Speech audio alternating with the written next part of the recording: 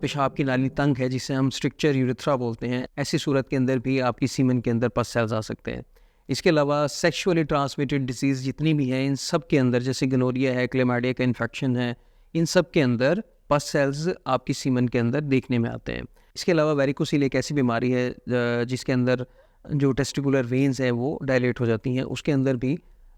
Semen के अंदर पस सेल्स आना स्टार्ट हो जाते हैं। वेरिकोसील पर एक वीडियो पहले मौजूद है, आप देख सकते हैं। इसके अलावा कुछ ऐसी ड्रग्स हैं जैसे अल्कोहल का इस्तेमाल, शराब नोशी के इस्तेमाल में, तंबाकू नोशी के इस्तेमाल में, इसके अलावा चरस और मैरिजुआना के इस्तेमाल के अंदर भी आपकी सीमन के अंदर पस सेल्स आ सकते हैं। इसके अलावा अगर आपको बुखार है या वैसे आपको कोई सिस्टमिक कोई बीमारी है जिसमें आपका पूरा जिस्म ही इन्वॉल्व है, तो उस सूरत के अंदर भी आपकी सीमन में सीमन के अंदर जो है वो पस सेल्स आ सकते हैं। अगर आपने सेक्सुअल एब्सटिनेंस की भी है, काफ़ी अरसे से आपने सेक्स नहीं किया या आपकी जैकुलेशन जो है वो बहुत कम होती है, तो ऐसी सूरत के अंदर भी